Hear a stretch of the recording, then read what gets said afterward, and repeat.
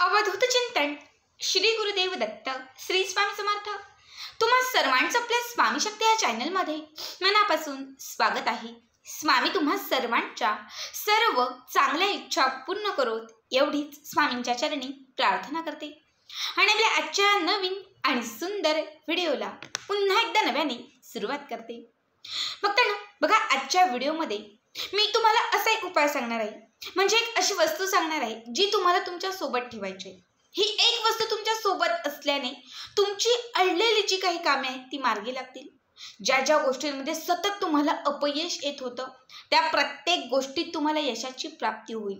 तुमच्या कितीही कठीण असणाऱ्या काही इच्छा असतील, काहीही केल्याने त्या इच्छा जर पूर्ण होत नसतील, म्हणजे इच्छांची पूर्तता होत नसेल, तर या उपायानंतर तुमच्या सर्व इच्छा पूर्ण होऊ लागतील। तुम्ही जे जे मागाल ते सगळं काही तुम्हाला मिळत जाईल। बघा ज्याही क्षेत्रामध्ये, म्हणजे उद्योग असेल, व्यापार असेल किंवा कुठली तुमची नोकरी असेल, ज्या ज्या क्षेत्रांमध्ये सतत तुम्हाला अपयश येत होतं, दुकानात व्यवस्थित गिराईक लागत नव्हतं किंवा धंदा तुमचा व्यवस्थित जर चालत नसेल, व्यवसाय तुमचा वाढत नसेल, ज्या काही तुमच्या समस्या असेल उद्योग व्यापार किंवा नोकरीमध्ये, ह्या उपायाने सगळ्या समस्या सुटत जातील। बघा यश मिळण्यासाठी, प्रगती होण्यासाठी आणि इच्छित मनोकामना पूर्ण होण्यासाठी हा उपाय अत्यंत महत्त्वाचा आहे। फक्त या वस्तू तुम्हाला तुमच्या सोबत ठेवायच्या आहेत, ज्या वस्तू सोबत असल्याने तुमची, तुमच्या घराची, तुमच्या पतीची आणि तुमच्या मुलांची भरभरून प्रगती होईल। आता काय वस्तू आहेत, नक्की कसा उपाय करायचा आहे, हे सगळंच मी तुम्हाला पुढे सांगणार आहे। फक्त त्यासाठी आपला आजचा व्हिडिओ स्किप न करता शेवटपर्यंत बघा आणि जे कोणी आपल्या चॅनलवरती नवीन असतील त्यांनी लगेचच आपल्या चॅनलला सबस्क्राईब करा, कारण तुम्ही आपल्या चॅनल सबस्क्राईब केल्यामुळे मी पुढचे जे काही व्हिडिओ बनवेन ते सर्वात आधी तुम्हा सर्वांपर्यंत पोहोचतील।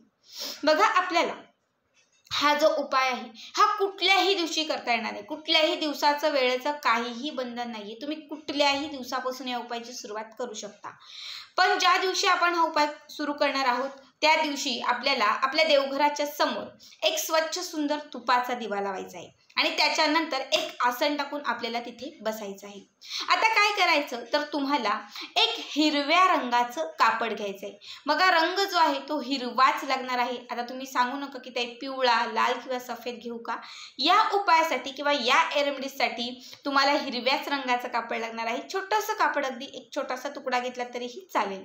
त्याच्यानंतर याच्यामध्ये तुम्हाला आता ज्या वस्तू सांगते या वस्तू टाकायच्या आहेत। यात सगळ्यात पहिली गोष्ट तुम्हाला टाकायची आहे ती म्हणजे पांढऱ्या रंगाचा साबुदाणा।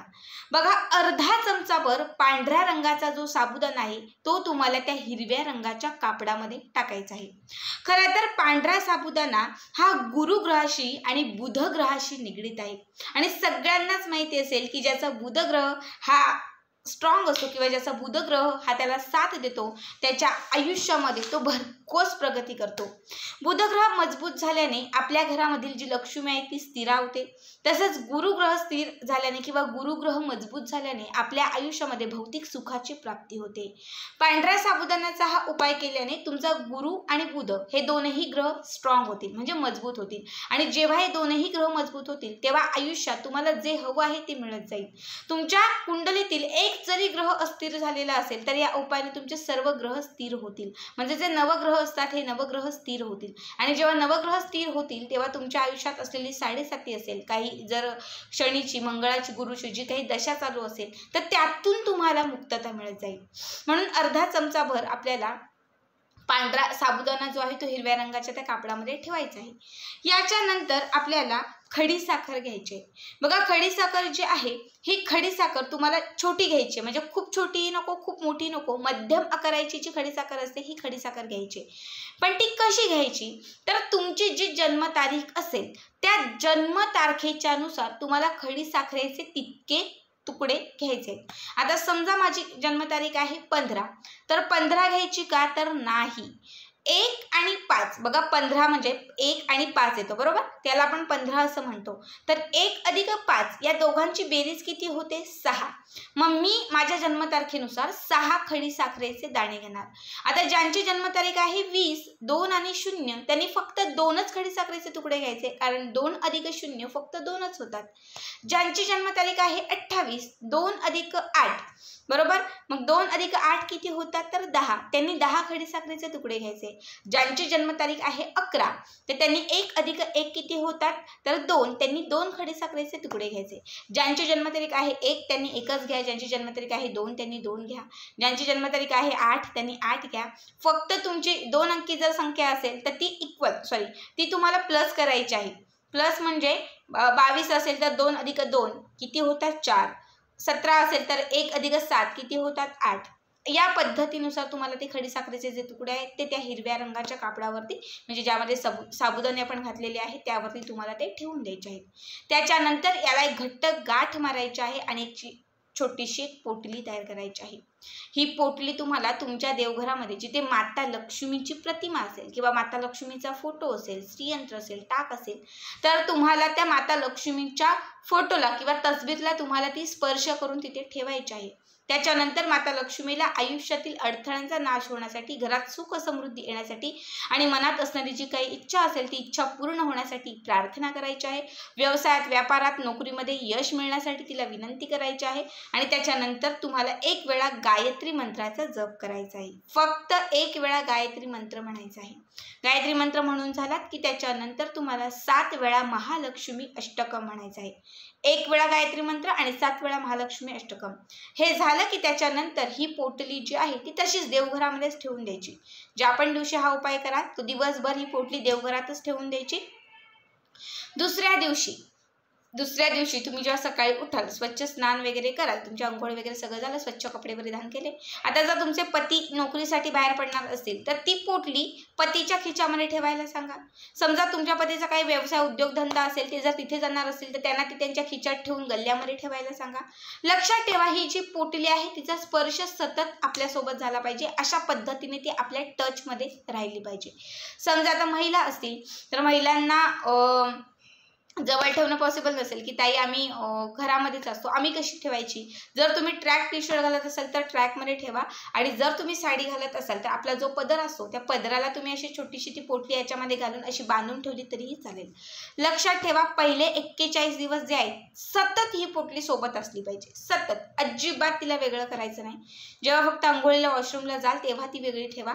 जेव्हा तुम्ही कामावरून, नोकरीवरून जेव्हा घरी याल तेव्हा ती देवघरामध्ये ठेवा आणि रात्री झोपताना ती आपल्या उशीखाली ठेवून द्या. 41 दिवस पूर्ण झाले की त्याच्यानंतर हिरव्या रंगाचं जे कापड आहे म्हणजे ही जी पोटली आहे ती खोलायची. त्याच्यामध्ये घातलेली खडीसाखर आणि साबुदाणे जे आहे ते वाहत्या पाण्यात किंवा निर्माल्यात सोडून द्यायचे. 41 दिवसानंतर पुन्हा हे साहित्य घ्यायचं, पुन्हा साबुदाणे घ्यायचे, पुन्हा तेवढेच खडीसाखरेचे तुकडे घ्यायचे आणि पुन्हा अशीच पोटली करून जे मंत्र तुम्हाला सांगितलेले गायत्री मंत्र आणि महालक्ष्मी अष्टकम यांचं उच्चारण करून पुन्हा एकदा ती पोटली अभिमंत्रित करून स्वतःजवळ ठेवून द्यायचं. असं कंटिन्यू तुम्ही 6 महिने तरी करा. मोजून 6 महिने तरी कंटिन्यू हा प्रयोग करा. 6 महिन्याच्या आत तुमची आर्थिक परिस्थिती सुधारायला लागेल. बघा खडीसाखर जी शुक्र ग्रहाशी निगडीत आहे आणि ज्याचाही शुक्र ग्रह मजबूत असतो ना तो आयुष्यात मालामाल म्हणतो. बघा शुक्र ग्रह हा आपल्याला काय देतो तर भौतिक सुख, समाधान, सौंदर्यता सगळं. जेव्हा खडीसाखरेचे आपण उपाय करतो ना तेव्हा आपले अट्रॅक्शन, आपल्याकडे असणारी जी अट्रॅक्शन पॉवर आहे ना तीही इन्क्रीज होते, ज्यामुळे लोकही आपल्याकडे आकर्षित होतात. समाजामध्ये आपल्याला मान सन्मानही प्राप्त होतो, इच्छित मनोकामनाही पूर्ण होतात आणि आयुष्यामध्ये अडलेली जी काही कामं असतील तर त्या कामांमध्येही तुम्हाला यश मिळत जातं.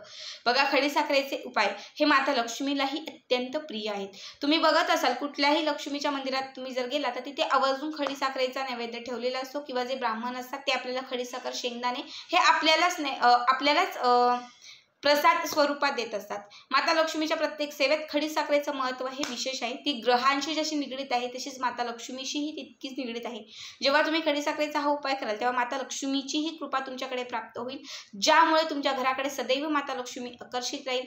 जोपर्यंत ही खडीसाखर तुमच्या सोबत असेल किंवा तुमच्या जवळ असेल तोपर्यंत तुमच्या घराकडे सदैव सुख, समृद्धी, प्रसन्नता येईल. कारण माता लक्ष्मी हे तुम्हाला सर्व भरभरून देईल. माता लक्ष्मी ही तुमच्या घरामध्ये, तुमच्या जीवनामध्ये जागृत असेल. बघा, अत्यंत साधा आणि सोपा उपाय आहे. सगळ्यांनी हा उपाय नक्की करा. ज्यांनाही खूपच अपयश येत आहे, काही केल्या यशाची प्राप्ती होत नाहीये, नोकरी मिळत नाहीये, कामामध्ये मन लागत नाहीये, सतत घरामध्ये काही ना काही क्लेश चालू आहे किंवा कर्जाचा डोंगर वाढलेला आहे, असं काहीही असेल तर तुम्ही हा उपाय आवर्जून करा. आजचा हा व्हिडिओ कसा वाटला नक्कीच कमेंट करा आणि असेच पुढचे व्हिडिओ पाहण्यासाठी चॅनलला सबस्क्राईब करा. श्री स्वामी समर्थ. जय जय स्वामी समर्थ.